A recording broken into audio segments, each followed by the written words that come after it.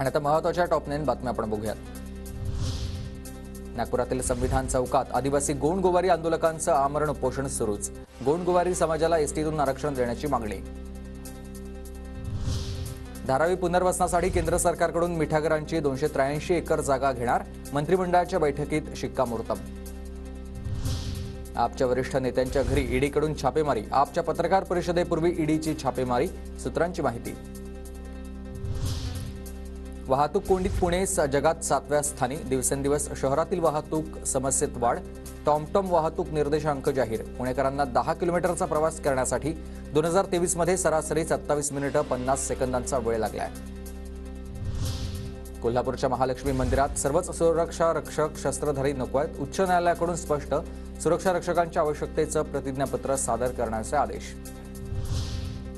राज्यभरात डाळ व्यापाऱ्यांनी 1.5 लाखांचा जीएसटी बुडवला, राज्यभरातील डाळ व्यापाऱ्यांचं ऑडिट सुरू। राज्यातील बहुप्रतीक्षित शिक्षक भरतीची जाहिरात प्रसिद्ध, एकूण 21,678 पदांसाठी भरती होणार, भरतीत मराठीसाठी सर्वाधिक 18,373 जागा। यवतमाळ जिल्ह्यातील मराठा समाज आणि खुल्या प्रवर्गाचं सर्वेक्षण पूर्ण, जिल्हा प्रशासनाची माहिती, 6,24,000 कुटुंबांचं सर्वेक्षण। महाराष्ट्र गंधर्व नाट्य संगीत 2024 स्पर्धेचं पारितोषिक वितरण संपन्न, भरतनाट्य संशोधन मंदिर आणि लायन्स क्लब पुणे यांच्याकडून नाट्य संगीत स्पर्धेचं आयोजन।